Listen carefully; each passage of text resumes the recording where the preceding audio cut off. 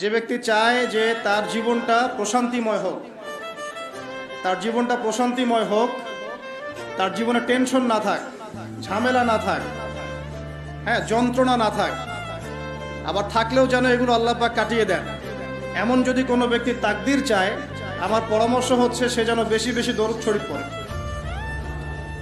যত বেশি দরুদ পড়বেন আপনার জীবনে প্রশান্তি নেমে আসবে ইনশাআল্লাহ। কারণ কি? কারণ হচ্ছে আমরা যদি নবীকে সালাম দেই, নবী সাল্লাল্লাহু আলাইহি ওয়াসাল্লাম সেই সালামের উত্তর দেন। কি করেন? কিভাবে দেন সেটা আল্লাহ জানেন, আমরা ব্যাখ্যা করতে পারবো না। কোরআন হাদিসে এমন কিছু বিষয় আছে যেগুলো ব্যাখ্যা করার দরকার নাই। এই ব্যাখ্যা করতে গিয়ে মুসলিমদের মধ্যে শত শত দল হয়ে গেছে। এই যে আর রহমান আলাল আরশ ইস্তাওয়া, এটা শুনেছেন না?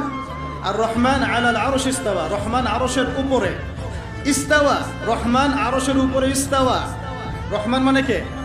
আল্লাহ পাক আরশের উপরে ইস্তাওয়া। এখন ইস্তাওয়া এর ব্যাখ্যা করতে গিয়ে কেউ বলেছে আল্লাহ পাক সমাসীন। আল্লাহ পাক কি বলেন? নাউজুবিল্লাহ। সমাসীন মানে কি?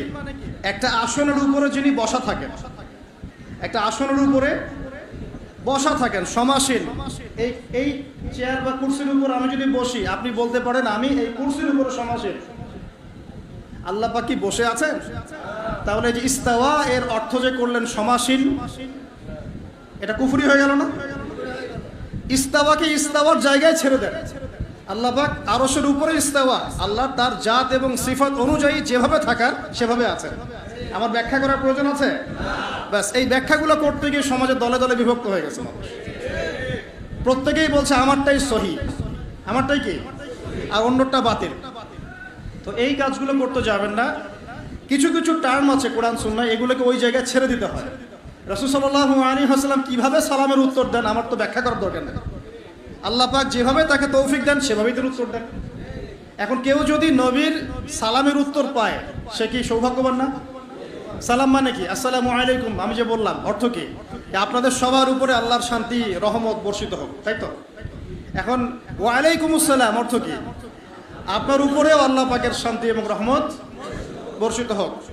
ওয়া রাহমাতুল্লাহি ওয়া বারাকাতুহু। আচ্ছা, এখন নবী সাল্লাল্লাহু আলাইহি ওয়াসাল্লাম যদি কাউকে সালাম দেন বা সালামের উত্তর দেন, তাহলে অর্থ কি আসবে? তোমার উপরেও শান্তি বর্ষিত হোক। আর নবী যদি কারো জন্য শান্তির দোয়া করেন, তার জীবনটা শান্তি হবে না? এখান থেকে বললাম যে যত বেশি আপনি দরুদ শরীফ পড়বেন ইনশাআল্লাহ আপনার জীবনে শান্তি নেমে আসবে ইনশাআল্লাহ। আল্লাহ পাক আমাদেরকে বেশি বেশি দরুদ পড়ার তৌফিক দান করুন। তো আজকে একটা বিশেষ উপলক্ষে এখানে এসেছি।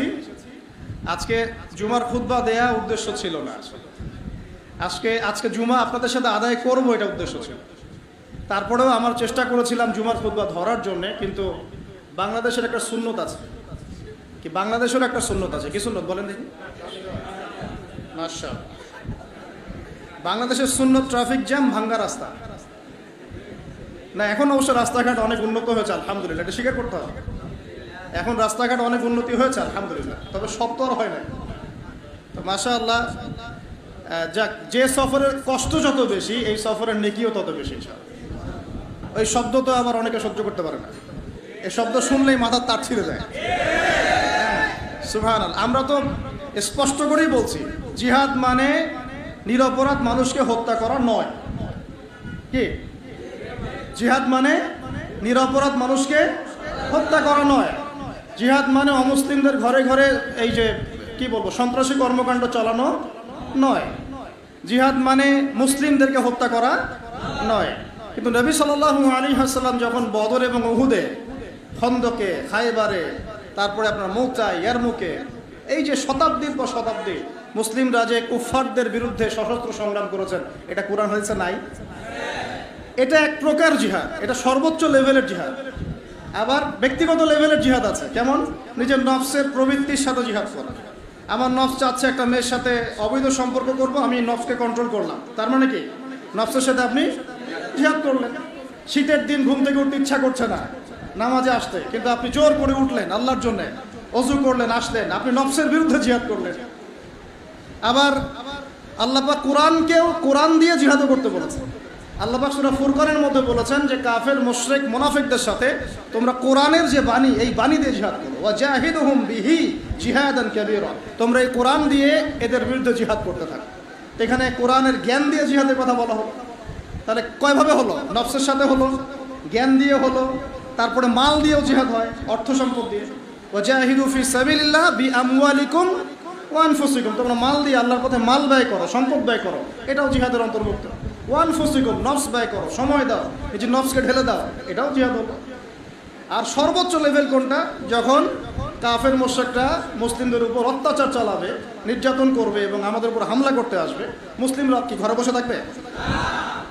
প্যালেস্টাইনের ভাই বোনদেরকে যে মনে করেন যে মেরে তুলাধুনা করে ফেলাচ্ছে, ওরা কি ঘরে বসে খালি সালাম দিবে ওদেরকে? ললিপপ খাবে? এখন ওরা যদি বের হয়ে কিছু প্রতিবাদ করে তাহলে ওরা জঙ্গি হয়ে যাবে? পশ্চিমারা যা শিখায়, কিছু আছে আলেম নামের জালেম, ওইটাই শেখে। পশ্চিমারা যা শিখায় ওইটাই শেখে। পশ্চিমার এই শব্দগুলোকে সারা বিশ্ব বিতর্কিত করে দিল, যাতে এই শব্দ উচ্চারণ করতে মানুষ ভয় পায়। এখন দেখেন এই শব্দ উচ্চারণ করতেই মানুষ ভয় পায়। তো তোমার তো এর বিপক্ষে অবস্থান নেওয়ার কথা ছিল, তুমি তো এর পক্ষে গেলা কেন? মুনাফিক কোথাকার। তো মুনাফিক চিনতে হলে এভাবে চিনতে পারেন, কোরআন সুন্নাহর কিছু অংশ মানবে, কিছু অংশ মানবে না।